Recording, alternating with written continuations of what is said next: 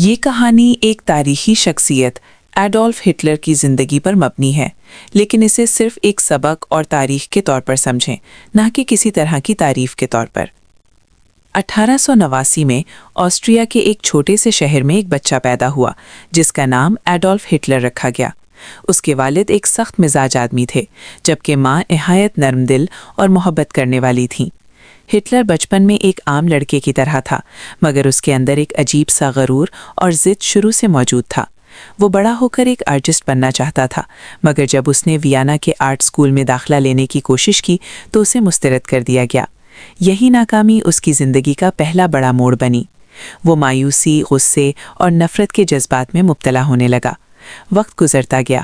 سال 1914 میں world war 1 شروع ہوئی۔ ہٹلر نے جرمنی فوج میں شمولیت اختیار کی۔ وہ جنگ میں ایک عام سپاہی تھا، مگر اس نے خود کو بہادر ثابت کرنے کی کوشش کی۔ جنگ کے بعد جرمنی کو شکست ہوئی اور ٹریٹی آف ورسائی کے تحت جرمنی پر سخت پابندیاں لگائی گئیں۔ ملک معاشی تباہی، بے روزگاری اور ذلت کا شکار ہو گیا۔ یہی وہ وقت تھا جب ہٹلر کے اندر نفرت اور انتقام کا جذبہ مزید بڑھ گیا۔ اب وقت تھا ہٹلر کا اقتدار کی طرف سفر کا۔ ہٹلر نے سیاست میں قدم رکھا اور ایک پارٹی میں شامل ہوا جسے بعد میں نازی پارٹی کہا گیا۔ وہ ایک زبردست مقرر تھا۔ اس کی تقریریں لوگوں کے جذبات کو بھڑکاتی تھیں۔ وہ جرمنی کے عوام کو یہ یقین دلانے لگا کہ جرمنی کی تباہی کے ذمہ دار کچھ مخصوص لوگ ہیں۔ وہ جرمنی کو دوبارہ عظیم بنا سکتا ہے۔ 1933 میں حالات کا فائدہ اٹھاتے ہوئے وہ جرمنی کا چانسلر بن گیا اور جلد ہی مکمل طاقت اپنے ہاتھ میں لے لی۔ اقتدار میں آنے کے بعد ہٹلر نے ایک آمیریت قائم کی۔ آزادی اظہار ختم کر دی گئی۔ مخالفین کو جیلوں میں ڈال دیا گیا۔ میڈیا پر مکمل کنٹرول حاصل کر لیا گیا۔ اس نے خاص طور پر یہودیوں کے خلاف نفرت پھیلائی، جس کے نتیجے میں لاکھوں بے گناہ لوگوں کو ظلم کا نشانہ بنایا گیا۔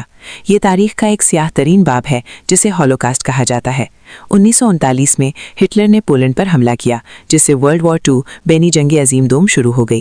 ابتدا میں جرمنی نے تیزی سے کامیابیاں حاصل کیں، مگر جیسے جیسے جنگ آگے بڑھی حالات بدلنے لگے۔ اتحادی طاقتیں مضبوط ہو گئیں۔ جرمنی کو ہر محاذ پر شکست ہونے لگی۔ ملک تباہی کے دہانے پر پہنچ گیا۔ 1945 میں جب اتحادی فوجیں برلن تک پہنچ گئیں، ہٹلر ایک زیر زمین بنکر میں چھپ گیا۔